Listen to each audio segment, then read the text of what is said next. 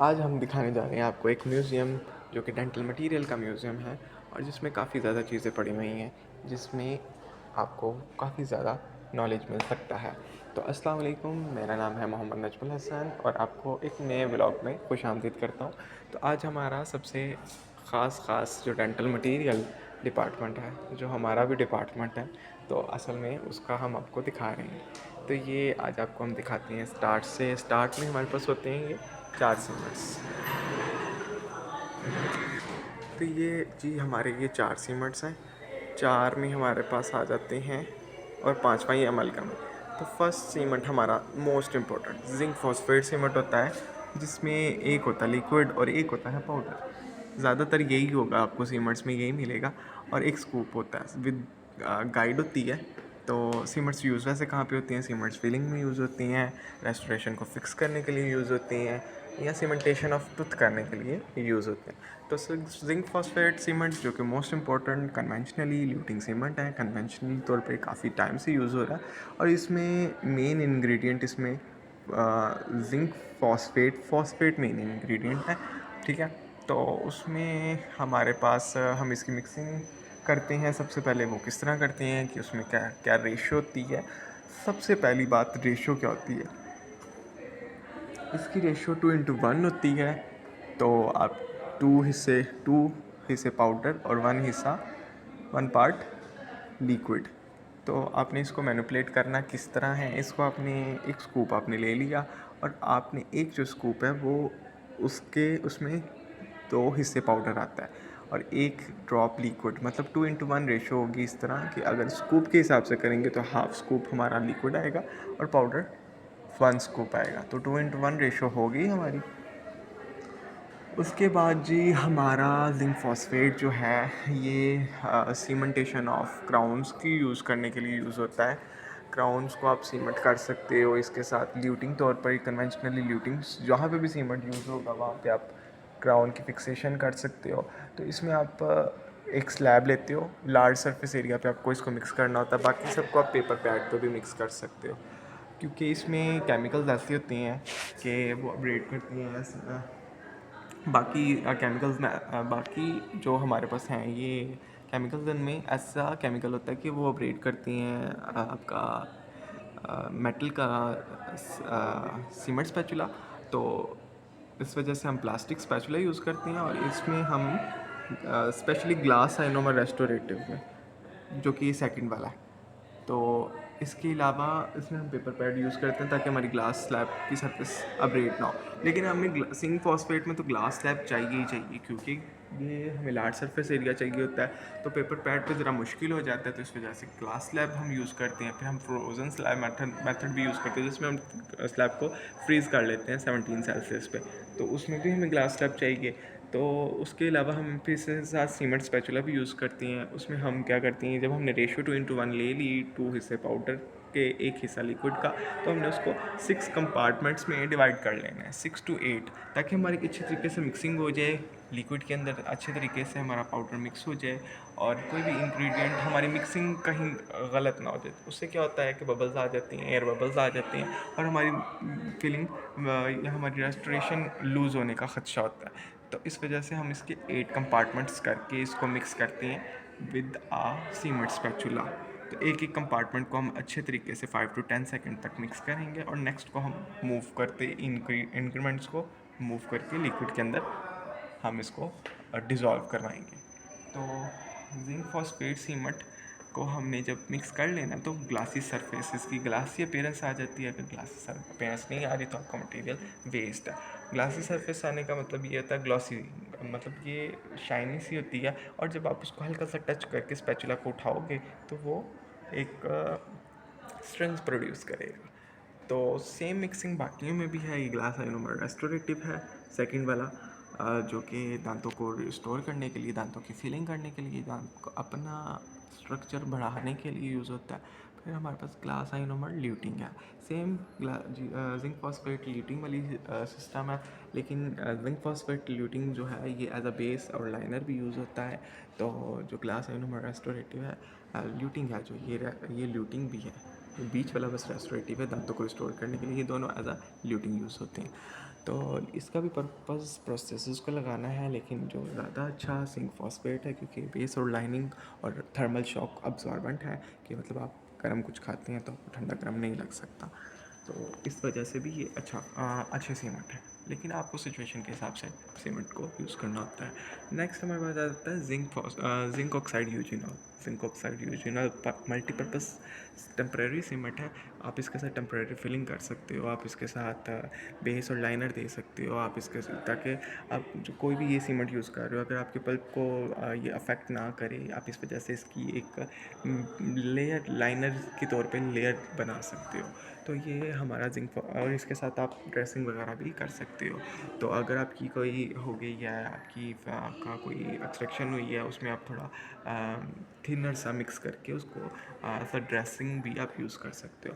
उसके बाद हमारे पास अमलगम आ जाता है। अमलगम भी एक फीलिंग मटेरियल है, लेकिन ये काफ़ी पुराना मटेरियल है, लेकिन अब ज़्यादा यूज़ नहीं होता क्योंकि बहुत ज़्यादा टॉक्सिक हो जाता है, और जिसकी वजह से ओरल कैविटी को ये अफेक्ट करता है पूरे तरीके से। तो इस वजह से हम पर इसको काफ़ी टाइम तक बंदा यूज़ करता है। ये सिल्वर फिलिंग भी कहलाता है। तो आपने ये ज़रा इकोनॉमिकली महंगा भी होता है, तो इस वजह से भी ज़्यादातर यूज़ नहीं किया जाता, और इसका थोड़ा टॉक्सिक नेचर होने की वजह से भी इसको यूज़ नहीं किया जाता। बट इसकी स्ट्रेंथ बहुत ज़्यादा ज़बरदस्त होती है, इस वजह से अब पढ़ाया ज़रूर जाता है बच्चों को। इसमें ये हमारे पास मोटर एंड पैसल है। जो ये बड़ी वाली मोटर है और जो लंबे वाला है ये पैसल है। ये एक चटनी कूटने वाला आला सा है।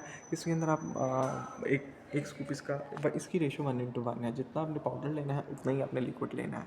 तो आपने पाउडर को उस स्कूप के साथ, आप ये जो स्कूप पड़ा हुआ है स्कूप के साथ ले लिया, इसमें डाल लिया। उसके बाद मरकरी को 1:1 रेशो आपने इक्वल रख के आपने इसको ग्राइंडिंग मोशन में आपने मोटर एंड पैसल की मोटर की जो दीवारें हैं उसके साथ आपने रगड़ते हुए पैसल को इसको मिक्स करना है, और बहुत ज़बरदस्त सा मिक्स करके जब इसकी शाइनी अपीयरेंस हो जाएगी तो आपने इसको मिक्स करके निकाल लेना है। इसमें एक दूसरी फॉर्म भी होती है कैप्सुलेटेड फॉर्म। कैप्सुलेटेड फॉर्म में क्या होता है कि एक हमारे पास मशीन होती है जिसमें हम इसको कैप्सूल के तौर पर रखते हैं। इसके दरमियान एक साइड पे हमारे पास मरकरी होती है, एक साइड पे हमारे पास अमलगम होता है। दोनों की रेशियो बिल्कुल प्रॉपर होती है, और उसका अमलगमेटर मशीन का नाम है, उसमें रख देते हैं। वो इतनी ज़ोर से घूमती है कि वो सील क्रैक कर जाती है बीच में से, और दोनों आपस में अच्छे तरीके से मिक्स हो जाते हैं।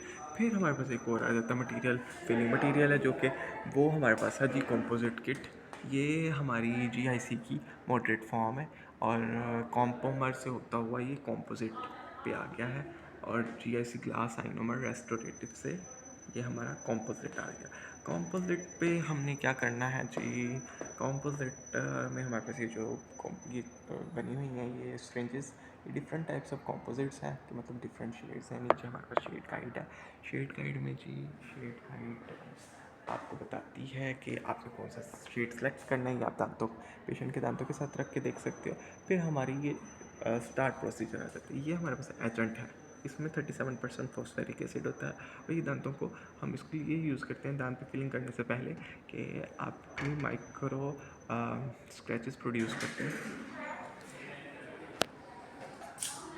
फाइन स्क्रैचेस इसलिए प्रोड्यूस करते हैं जी कि हमारा पेनिट्रेशन ऑफ कंपोजिट हो, बॉन्डिंग एजेंट की पेनिट्रेशन हो सके, दांत के अंदर बॉन्ड ज़बरदस्त सा बन सके। फिर जी नेक्स्ट हमारे पास ये आ जाता है बॉन्डिंग एजेंट। ये सारा आपको एक ही कंपोजिट किट में पैक मिलेगा, जिसमें आपको डिफरेंट शेड गाइड और बॉन्डिंग एजेंट विद एजेंट आपको मिलता है। ठीक, आपने फिर बॉन्डिंग एजेंट पे आ जाते हैं। बॉन्डिंग एजेंट ये हमारा इसका क्या काम है, ये भी बॉन्डिंग स्ट्रेंथ इन्हेंस करता है। आपने एजेंट अप्लाई करने के बाद बॉन्डिंग एजेंट अप्लाई करना है। बॉन्डिंग एजेंट दांत और फिलिंग के दरमियान बॉन्ड बनाता है। तो बॉन्डिंग एजेंट को बॉन्डिंग एप्लीकेटर के साथ यूज़ कर सकते हैं, जो पिंक से कलर का है। इसके स्टार्ट पे कॉटन लगी हुई है। आपने बस सिंपली क्या करना है, इसको आपने बॉन्डिंग एजेंट को बॉन्डिंग एप्लीकेटर पे लगाना है। एप्लीकेटर को आपने दांत पे अप्लाई कर लेना है जिस तरह कॉटन लगी हुई है, और फिर आपने 5 to 10 सेकेंड्स तक इसको क्योरिंग लाइट एक हमारी होती है, ये जो हमारी किट है, ये जो कॉम्पोजिट है, इसमें मेजर डिफरेंस ये है कि ये मैनुअली या सेल्फ ली खुद ही क्योर नहीं हो जाता। इसको क्योर करने के लिए आपको एक लाइट की रिक्वायरमेंट होती है, जो कि ब्लू लाइट्स होती है। ब्लू लाइट जैसे ही हमारी इस कंपोजिट पर पड़ती है तो वो क्योर, और ये फिर हम कंपोजिट को अप्लाई कर लेते हैं बॉन्डिंग एजेंट लगा के।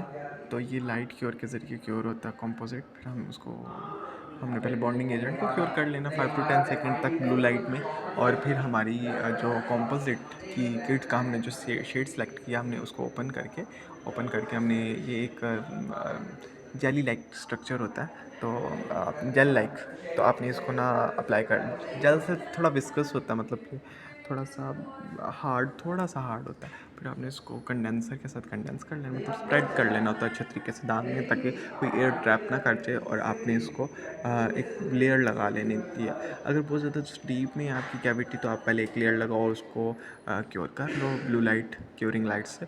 फिर आप उसके बाद दूसरी लेयर लगा सकते हो, फिर तीसरी लगा सकते हो, और आपने अच्छे तरीके से कंडेंस कर लेना। हमारा एक इंस्ट्रूमेंट होता है कंडेंसर, एक प्लास्टिक इंस्ट्रूमेंट से आपने इसको उठाना है और दांत की कैविटी तक लेके जाना है, और कंडेंसर के साथ आपने उसको स्प्रेड करना है। कंडेंसर सिलेंड्रिकल शेप का बना होता है, थोड़ा चौड़ा सा होता है। जब हम बबल्स मतलब हम जब इसको उठाते हैं, थोड़ा विस्कस होता है, मतलब जल से थोड़ा सा विस्कस होता है, मतलब फैलाने के लिए हमें कोई एजेंट चाहिए होता है, तो हम सिलेंड्रिकल शेप कंडेंसर यूज़ करते हैं। तो कंडेंस कर लेते हैं, उसके बाद ब्लू लाइट से हम 10 टू 15 सेकेंड्स तक इसको क्योर कर लेते हैं, तो हमारा ये फीलिंग हो जाता है। उसके बाद हम हाई स्पॉट्स लेके नॉट पे बना के, दांतों की एस्थेटिकली अच्छे बना के, तो हम ये इसकी फीलिंग कर लेते हैं। और ये जो आपको छोटी छोटी ये नज़र आ रही हैं, ये हम रूट कनाल में यूज़ करते हैं, गुट्टा पर्चा फाइल्स, ये गुट्टा पर्चा है।